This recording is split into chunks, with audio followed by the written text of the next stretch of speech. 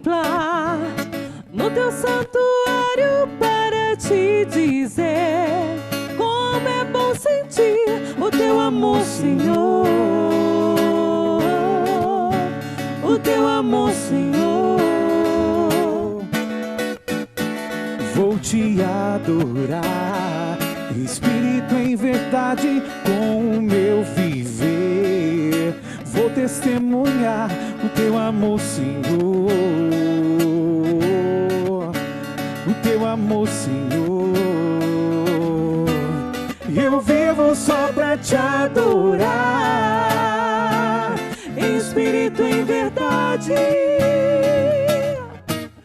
Eternamente vou te amar. Tu és, Senhor, digno de louvor. Eu vivo só pra te adorar, em espírito, em verdade. Eternamente vou te amar. Tu és, Senhor, digno de louvor.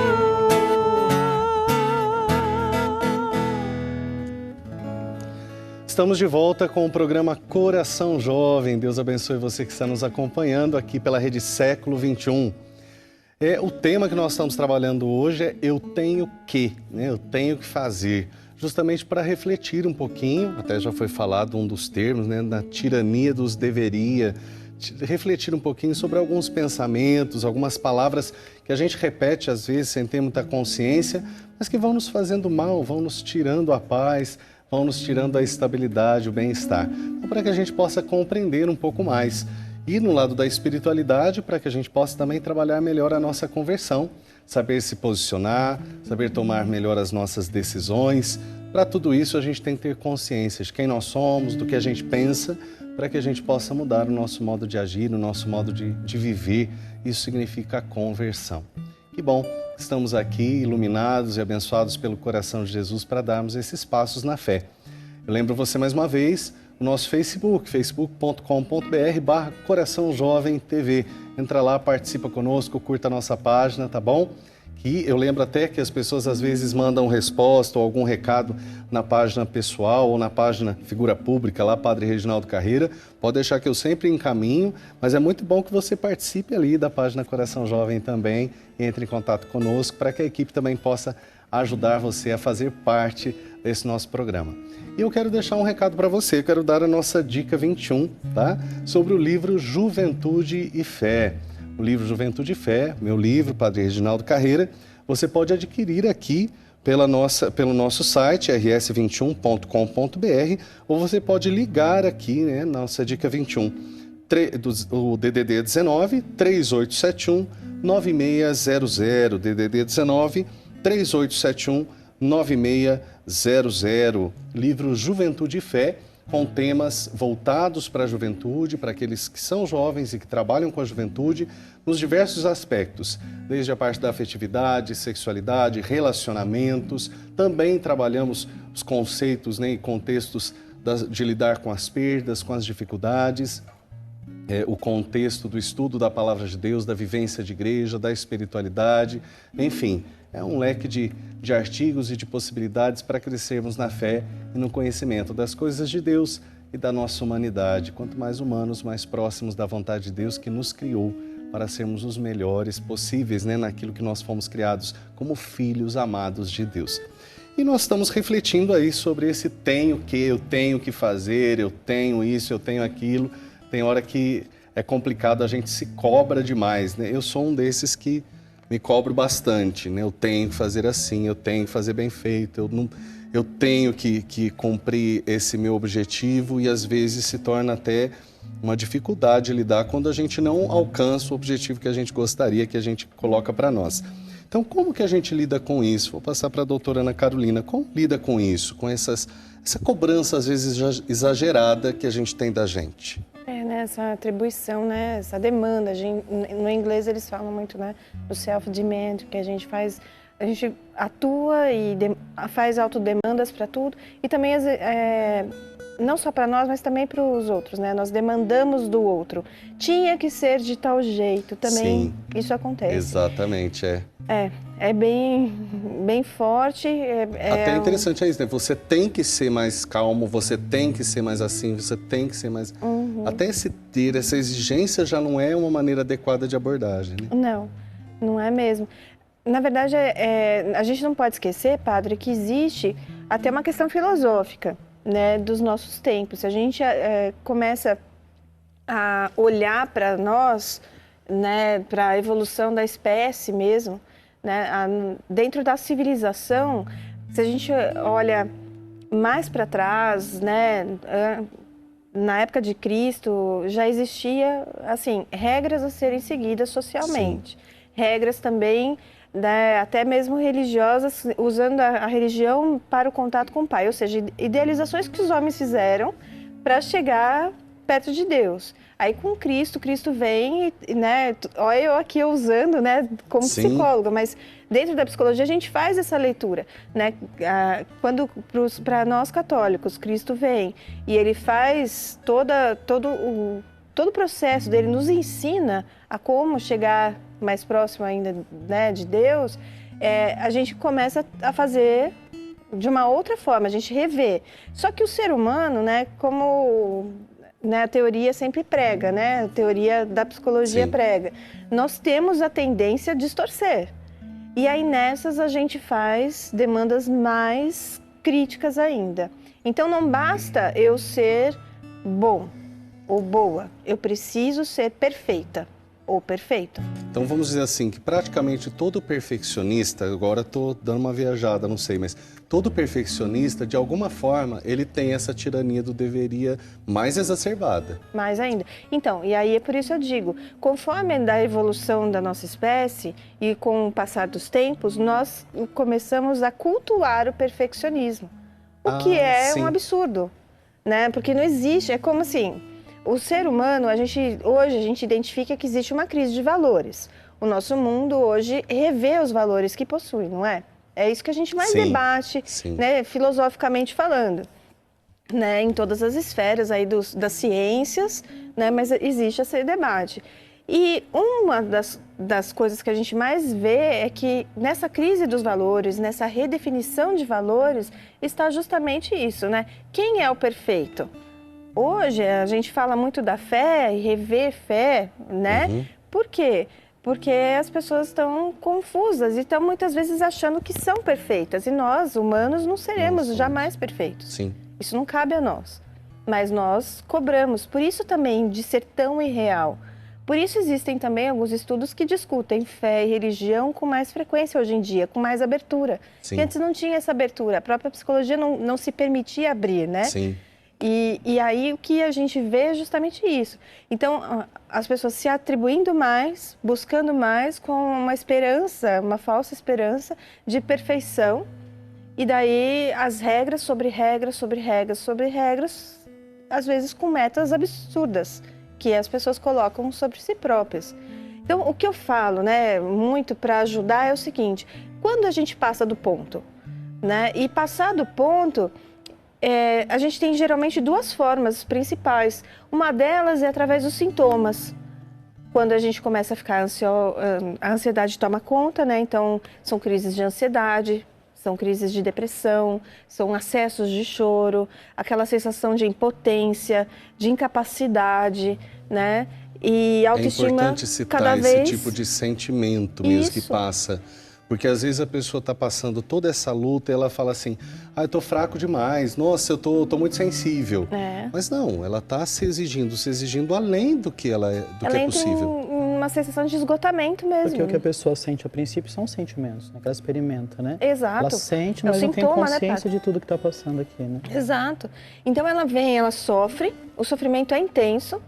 E isso a gente tem visto, inclusive nas crianças muito pequenas, né? Eu oriento pais. Hoje em dia eu atendo da adolescência para frente. Nos lugares que eu atendo hoje eu não estou atendendo mais crianças, mas já atendi bastante criança, né? Mas oriento os pais com os meus colegas que atendem crianças. E a gente vê assim, crianças se atribuindo e se autodemandando severamente, né? Sobre diversos aspectos, até mesmo da forma de brincar, eles não permitem errar, Sim. Não se permitem errar, não se permitem perder, não se permitem, de qualquer forma, de verdade, descontrair. Né? As descontrações de hoje em dia não são como eram antes, e cada vez isso tá sendo mais severo. Né? Então, tem o sintoma, e tem uma outra forma, assim, que eu acho que é até mais bacana, né? Que é quando você começa a entender o que é responsabilidade e o que é uma demanda por regra, forçada, Exatamente. que você faz. Até nós temos uma tela, né, Padre? Sim. Que acho que a produção preparou para nós, para nos ajudar. Tenho que ou seria bom que. Ou eu gostaria, ou eu preciso, ou nessa circunstância é conveniente, é interessante, vai ser bom, né, como foi colocado, né? Então a gente falou do trabalho. Realmente, às vezes a gente vai trabalhar doente, mas se for numa situação na qual o sofrimento que você vai ao trabalho, mas o sofrimento de não ir porque estou doente vai ser maior do que eu vou me permitir, essa confusão toda, ela precisa ser melhor avaliada. Então, né? talvez usar essa frase, né? Vocês viram aí na tela. Usar essa frase, eu tenho que, e substituí-la por seria bom que, né? Seria melhor que, eu gostaria que. Eu quero que. Né? Quer dizer, é uma tentativa de amenizar um pouco essa exigência, que é o que chama tirania do deveria, né? E enfim, vão ter outros nomes conforme as linhas de estudo, mas essa tentação de exigir, inclusive na espiritualidade também, que a gente pode ter essa tendência, né? De eu tenho que, a gente falou de santidade há algum tempo atrás, a gente falava de santidade, né? De viver a santidade, de fazer escolhas, que às vezes a gente coloca uma meta muito alta e aí, é claro, nunca vamos ser aquilo que a gente acha que deveria ser, né? Ter metas é sempre funcional, é Sim. motivador. Né? É saudável. Então, ter metas é sempre bom para que a gente se oriente, para a gente aprimorar, para a gente se desenvolver, não é mesmo? Só que, daí, eu viver só sobre as metas ou regras que ou eu impus para mim, ou que eu comprei a imposição de outros, porque também é importante que a gente não fique aí culpando os outros. Sim. Por isso. Eu vou porque me mandaram, porque minha mãe quis, porque o chefe quer. Não. O chefe pode querer, mas eu sei que é importante, eu julgo que é necessário. Ou eu não quero, o chefe quer, mas eu quero o meu emprego, então eu vou ter acatar, que me adequar. Né? Porque a gente não pode destacar isso da realidade. Essa é a realidade. E aí essa leitura, ela não é fácil, nós sabemos, claro. Mas esse é o posicionamento adequado, esse é o posicionamento saudável. Do contrário, a gente começa a ter as perturbações mentais. Sim. Do contrário, eu vivo só pelas demandas, vivo para agradar aos outros ou as regras que eu mesma impus para mim, as metas às vezes irreais, e eu adoeço. É Exatamente. assim que acontece conosco, com a criança, com o idoso, com qualquer faixa etária. Isso é super democrático, para o rico, para o pobre, não tem faixa etária, Sim. não tem status social, isso é para todos nós. Exatamente. Né? E a gente vê assim que, na verdade, os assuntos vão se... sobrepondo, né, Padre? Um vai ajudando o outro, vão se misturando de certa forma e ao mesmo tempo se completando, porque a gente falou bastante de várias crenças, de várias circunstâncias, e entre elas a gente falou também dessa questão assim, da exigência que a gente tem, da autoestima, de tantas outras coisas, que uma das coisas que você citou foi isso, que a autoestima pode ir descendo justamente se a gente não alcança as metas que a gente espera. Então olha como as coisas se misturam mesmo, e como a gente se conhecendo um pouquinho mais, o quebra-cabeça vai se montando e a gente vai percebendo qual é a nossa atitude. Sim, Existem palavras, né, desse tenho que a gente precisa corrigir um pouco. E talvez, até aproveitando o que eu falei do contexto da espiritualidade, na espiritualidade, quais seriam os contextos, vou passar para o Padre Rodrigo, quais seriam os contextos na espiritualidade que a gente pode fazer essa questão de eu tenho que, e que a gente pode cair nessa tirania também? Eu estava pensando sobre isso e lembrando das passagens em que Jesus fala que a lei foi criada para o homem, não o homem criado para a lei. Verdade. O pecado, o erro dos doutores da lei, dos mestres da lei daquele tempo, era colocar a lei acima da caridade, acima do amor. E o amor é a lei maior, o amor é a caridade. E nós percebemos que qualquer pensamento que seja perfeccionista, absolutista, ele vai ferir o princípio do amor, que gera justiça. O que é justo, o que é adequado, que eu faça nesse momento, que eu exija de mim e do outro. Porque quem é muito exigente consigo, também vai acabar sendo exigente com o outro. Exatamente. Então Jesus ele toca na mesma questão com outras palavras. É interessante como que a palavra de Deus e a psicologia se esclarecem e se completam, né? Acredito que a questão da lei é a que melhor se encaixa nesse contexto. É interessante, eu lembro de uma pessoa que falava para mim, justamente para tentar justificar isso. Ela, por ser muito exigente, rígida, né? A gente até pode dizer, ela falava assim, olha, mas padre, a gente precisa cobrar as pessoas, porque se a gente não incentiva, parece que não chega no resultado.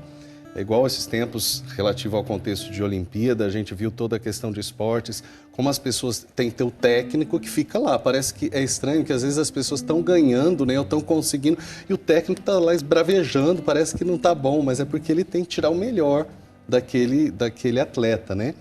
Então, na verdade, esse homem ele tinha uma certa razão, e eu disse para esse meu irmão, falei, olha, você tem uma certa razão, a gente precisa exigir, mas a gente precisa também compreender que é a questão da realidade, né?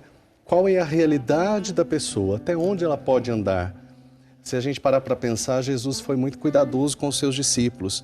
Se ele exigisse dos discípulos a santidade que eles deveriam ter depois de 10, 20 anos, né? Até a gente vê o texto, por exemplo, São João falando para Jesus quando não aceitaram ele. No Evangelho tem uma parte que fala, nós pregamos e não aceitaram, o senhor quer que a gente manda fogo do céu sobre eles? Quer dizer, estava revoltado que não tinha sido aceito naquele contexto, e Jesus explicou tal. Mas nós vemos que muitos anos depois, na carta de São João, ele fala assim, não pague o mal pague o mal com o bem, não pague injúria com injúria, ama o teu próximo. O mesmo que pediu para mandar fogo na cabeça dos outros, falou para amar até os inimigos, como ele tinha aprendido de Jesus, na verdade, né? Para pagar o mal com o bem. Então, o que faz com que alguém caminhe assim? Um processo. Se Jesus tivesse desanimado de incentivá-lo dentro do seu limite, tanto que João foi aquele que ficou aos pés da cruz, né? Quer dizer, ele passou muitos, né, na sua capacidade de perseverança e de fidelidade, mas se Jesus não tivesse respeitado aquele limite, talvez não teríamos essa carta tão bela, né, as cartas de São João. Então nós vemos como é importante também na espiritualidade nós darmos passos na realidade. Isso não nos faz desanimar. Tomar consciência nos faz ser realistas. Não é também que a gente está dizendo assim, cada um é cada um, não importa, caminha devagar, o importante é caminhar. Não, peraí. Nós temos que nos empenhar, mas nos empenhar segundo a nossa realidade. Vencer sim o pecado, vencer o mal, vencer atitudes e posturas que não são adequadas à nossa fé, mas também respeitar o nosso processo e o processo de conversão do outro. Isso é caminhada fraterna. Isso se aprende muito numa vida em comunidade. Por isso que a gente fala bastante aqui também da importância de você estar em comunidade, de crescer no conhecimento do outro. Por isso que família é um lugar do exercício também, né, da paciência com o outro e da paciência com a gente mesmo. Bom, para continuar falando sobre isso, mais do que isso, para concluir esse assunto e para rezarmos dentro desse tema, nós vamos para um rápido intervalo, a gente volta já já. Coração Jovem está com você e a gente aguarda você. Como é bom a gente se encontrar aqui nesse lugar, onde dois ou mais estão unidos, o Senhor está também. De repente brota lá do fundo algo que o mundo não tem, alegria de poder